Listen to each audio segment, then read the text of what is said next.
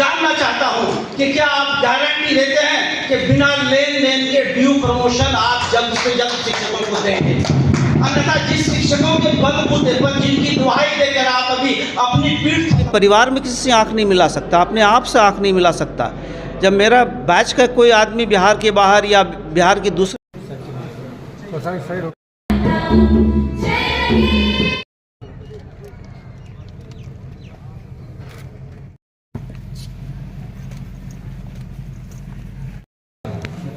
आंदोलन कर रहे हैं,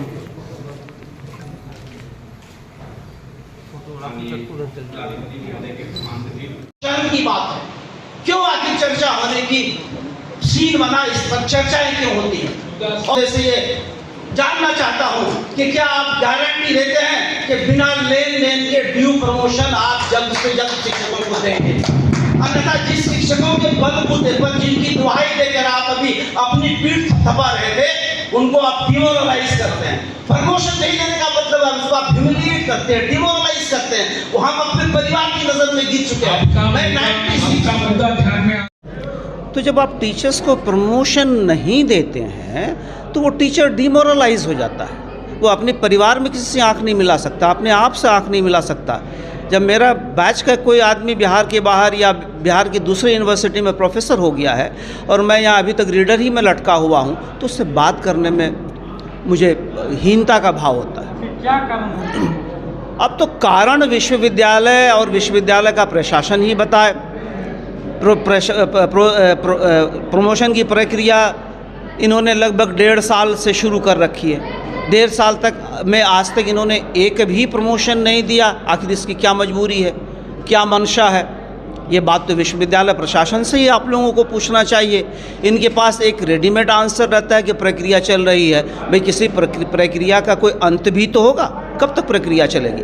प्लस मैंने ये बात मीटिंग में उठाई, सभा में उठाई थी कि आप यूनिवर्सिटी में कहीं भी घूम जाओ, शहर के गलियारों में घूम जाओ, लोग आपको दर बताएंगे कि आपको सिलेक्शन ग्रेड में जाना है, आपको रीडर बनना है, आपको प्रोफेसर बनना है। मैं ये नहीं कहता है कि विश्वविद्यालय के किसी पदाधिकारी ने ऐसी बात करी होगी या ये इस बात में तनिक भी सच्चाई होगी, लेकिन अगर ये बात हो भी रही है तो विश्वविद्यालय के लिए बहुत शर्म की बात है। विश्वविद्यालय के प्रशासन में बैठे हुए लोगों के लिए बहुत शर्म की बात है कि आखिर समाज में ये बातें होती ही क्यों हैं। मेरे प्रश्न के पूछे जाने के बाद वाइस चांसलर साहब ने कुछ क्लैरिफाई किया और मैं फिर भी बता दूं कि मैंने कोई डायरेक्ट इल्ज़ाम नहीं लगाया है। ऐसी बातें समाज में होती है, यूनिवर्सिटीज़ के गलियारों में हो रही है, उसी बात को मैंने उठाया। लेकिन विश्वविद्यालय इस तरह का तय रेट मुद्दा उठा जो, इसका मतलब कहीं कहीं चर्चाएं हैं। आप जर्नलिस्ट इनका पता कीजिए, आप व्यक्तिगत शिक्षकों से पूछिए, कर्मचारियों से पूछिए, जो गेस्ट फैकल्टी का बहाली होता है उनसे पूछिए, जो टीचर्स का panel Bihar state service commission भेजती है उनके पोस्टिंग में क्या होता है आप उनसे पूछिए, तो हमसे बेहतर बताएगा कि क्या क्या हो रहा है, पर्दे के पीछे का क्या क्या खेल है। अंदर पीछे कहीं कहीं खेल होता है। निश्चित रूप से वो जिम्मेदारी आप लोगों की है कि उसके तह तक जाइए और खोज के निकालिए और दूध का दूध और पानी का पानी कीजिए, ताकि समाज को भी पता चले कि जो भेड़ के खाल में जो भेड़िया बैठा हुआ है वो कौन है। मैं डॉक्टर मोहम्मद मुशफिक आलम, TNB कॉलेज में राजनीति विज्ञान विभाग में मैं एसोसिएट प्रोफेसर हूँ। मैं TNB कॉलेज शिक्षक संघ का अध्यक्ष भी हूँ और मैं शिक्षकों द्वारा निर्वाचित सीनेटर भी हूँ, सीनेट का सदस्य भी। Thank you. कृपया इस तरह की भाषा को मैं नहीं बर्दाश्त कर सकता। क्या आप किसी को मैं नहीं कर रहा हूँ तो इसके पीछे आपको मैं बताना चाहता हूँ, जो लीडर है वो अपना लिख करके दे दिया कि ये टीचर आएंगे, क्या वो प्रमोशन सही होता? पिछले बार जो मेरे आने के पूर्व जो प्रमोशन हुए हैं उन सभी पर सवाल आज भी चल रहा है। उस पर आज भी लोग एक शिक्षक दूसरे पर लांछना लगा रहे हैं। क्या मैं ऐसा प्रमोशन कर दूं? मैं आपको वादा करता हूं कि अगर एक भी प्रमोशन होंगे तो चाहे कोर्ट हो या बाढ़ हो, वो इस पर चैलेंज नहीं होगा। प्रमोशन का काम प्रोसेस का है, उसमें जो मैंने एकेडमिक काउंसिल से यह परमिशन लिया है कि 8 विषय के शिक्षक जो खुद हैं, हमारा प्रमोशन है और हम नाम देंगे कि इस शिक्षक को बुलाइए, नहीं यह गलत था, वो मैंने फाइंड आउट किया और मैंने उसको सुधारा है। मैं प्रोसेस में डिफेंस स्ट्रेटेजी है, इन विषयों के बारे में जैसे आपके मन में और कुछ भी आता रहेगा क्या? हमारे यहाँ मैंने एक सोचा है कि हमारे प्रदेश के हर विश्वविद्यालय में अभी एक हमारी सोच है, सबकी सोच है, हम कॉलेजेस में क्यों जाते हैं, विश्वविद्यालय में पढ़ने के लिए हमारे छात्र जाते हैं, तो क्यों जाते हैं? वहां से डिग्री प्राप्त करनी है और डिग्री के बाद हमको नौकरी चाहिए, इसलिए हमारा सब प्रयास होता है। और क्या चाहिए? हम एमएससी करेंगे, बीएससी करेंगे, बीएससी एग्रीकल्चर भी किया तो भी हमको नौकरी चाहिए, एमएससी और एमटेक किया तो भी हमको नौकरी चाहिए। क्या हम हमारे छात्रों की सोच बदल सकते हैं? भाषण करने से कुछ नहीं होगा।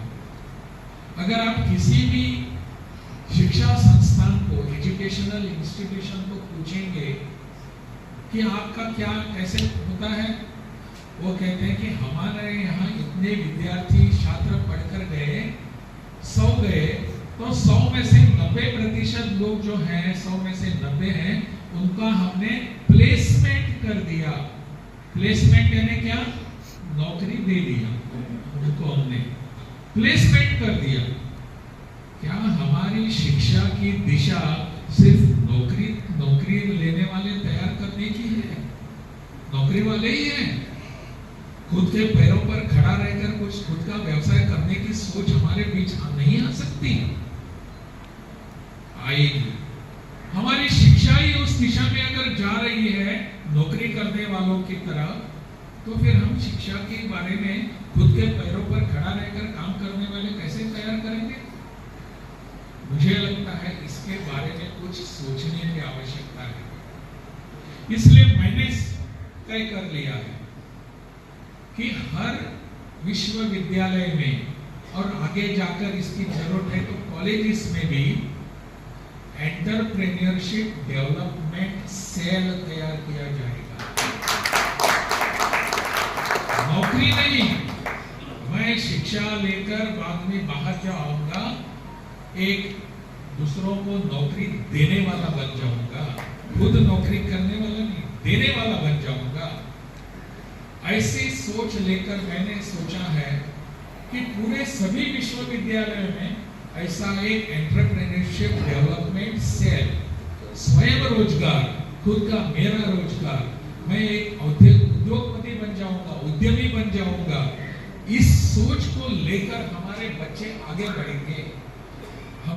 एक बात आप सबको थोड़ा सा अंतर्मुख होकर चिंतित करने वाली बात यह है कि इस विश्वविद्यालय में मेरा क्या सहभाग रहेगा शिक्षा के लिए।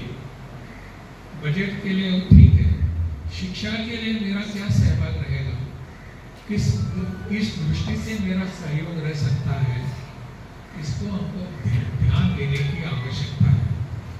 अगर हम ऐसा नहीं करेंगे तो ठीक है, हम सीनेट के सदस्य हैं, आते रहेंगे, जब आप बैठकें ले लेंगे और बाद में चले जाएंगे भोजन के बाद। ऐसा नहीं होना चाहिए।